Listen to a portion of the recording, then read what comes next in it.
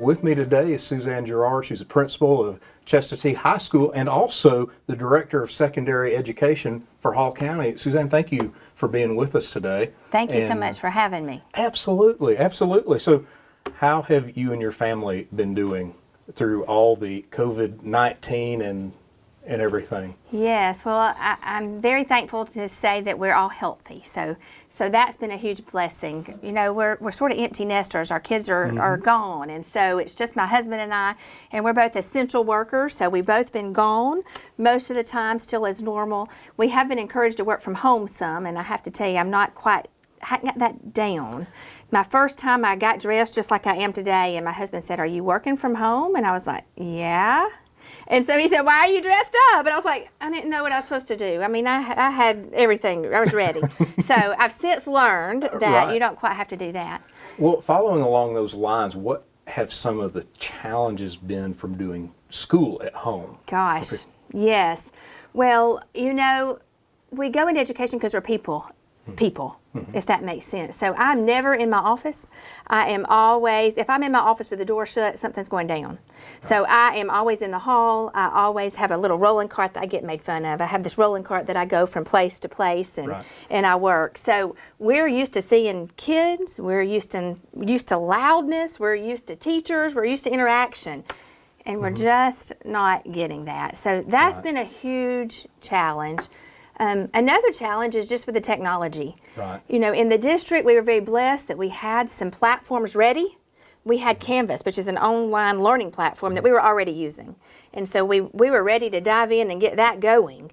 Now, some teachers were better at it than others, and some were just more adept at other technological advances, if you will. Right. So the technology has been a little bit of a challenge, just learning the tricks. Also, in regards to technology, some kids just didn't have access. Right. So we were allowed to give Chromebooks out, which was fabulous.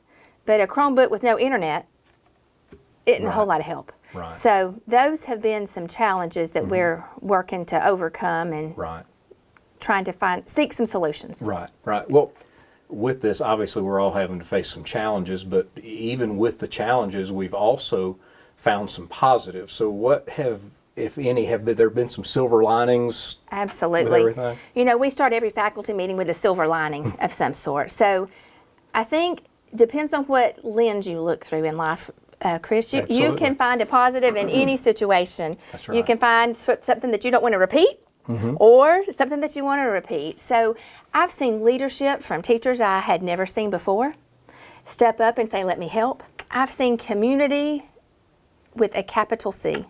Folks have come in, they've brought food to kids, they've brought masks. You say, "I need help, let me help, let me help, let me help." So that's something that I hope that doesn't go away if we ever get back to any sense of normal, whatever that might look like. Just the love for one another, the ability to help, just the cohesiveness, the love, the action. You know, you're not just hearing it, you're seeing it. Right. And that has made a huge difference. Absolutely. And you know, as far as the teachers and administrators, so much has been going on. You guys delivering homework, making sure that people haven't going the extra mile. Now, with this being Teacher Appreciation Week, what kind of shout out would you like to give to your teachers? You know, talk about heroes. Real heroes. These teachers are heroes. They, you know, even in the normal environment, they don't stop short of meeting needs. But now, I mean, now one teacher came and said, "Gosh, I talked to a parent and she needs a few cases of water. Do you mind if I take some to her?" I mean, to meet the needs, not only academic, but mental, social, they are meeting the needs. So shout out to all you teachers. Absolutely. You became experts in technology in a second. And you got that work out there, and you're meeting not only academic needs, but the other needs of kids.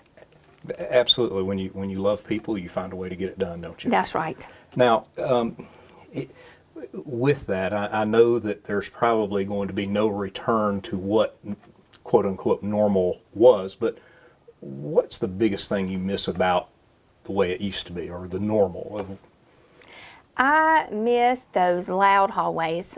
Those crowded hallways. You know, I used to have to weave my way through, and because I'm short, you know, I'd mix right in with them.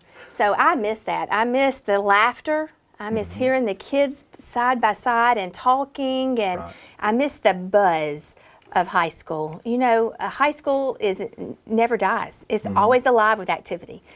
I'm talking from 6 in the morning until midnight at night. Right. So I'm missing those football lights being on, those baseball lights being on. I'm missing all the buzz of school as we know it. It's kind of like a weird silence sometimes, It is isn't it? a weird silence. In fact, the other day I took my rolling desk out in the hall and I thought, I just got to get out in the hall.